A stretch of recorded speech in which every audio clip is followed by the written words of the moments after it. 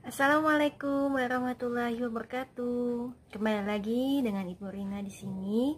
Kita hari ini belajar mengenai sejarah Indonesia di kelas 10 MIPA. Nah, kemarin kita sudah membahas mengenai pengertian sejarah.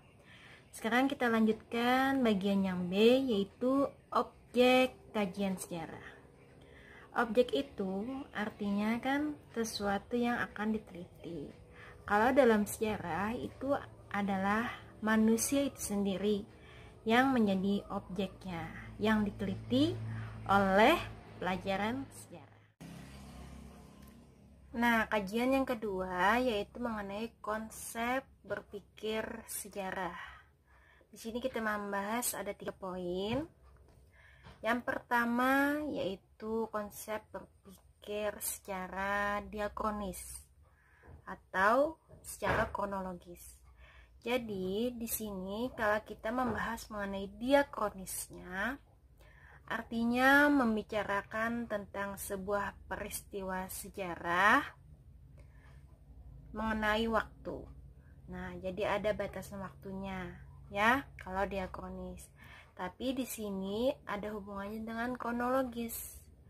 Jadi, di mana diakronis tersebut nanti membicarakan tentang waktu, peristiwa yang dalam sangkut pautnya waktu, tapi berhubungan dengan kronologis.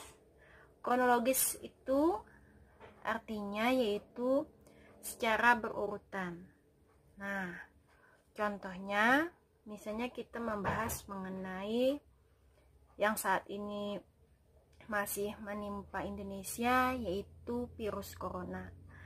Nah, di sini dibahas mengenai waktunya. Seperti membicarakan tentang dampak virus corona di Indonesia pada tahun 2020-2021. Jadi ada batasan waktu tersebut. Nah, secara kronologis tersendiri itu tidak hanya membahas misalnya per tahun, tapi juga bisa per bulan, per hari. Nah, misalnya tingkatan dari yang positif kena virus corona. Nah, seperti itu. Oke, selanjutnya yang kedua mengenai konsep berpikir secara sinkronis. Sinkronis itu yang artinya membicarakan mengenai peristiwa sejarah tapi secara analisis. Nah, di mana yang namanya sejarah tidak pernah atau meninggalkan yang namanya waktu. Tapi di sini lebih ditekankan mengenai analisisnya. Nah, sebabnya, terus latar belakangnya. Nah, apa yang mengakibatkan peristiwa tersebut ada. Contohnya masih kita kaitkan dengan virus corona, itu latar belakang adanya virus corona di Indonesia. Nah, seperti itu. Sekarang konsep berpikir sejarah yang nomor 3 yaitu ruang dan waktu. Ini menjadi satu kesatuan ya, karena kalau misalnya ada suatu ruang itu pasti berkaitan dengan waktu itu sendiri. Ruang itu artinya adalah tempat, wilayah, lokasi.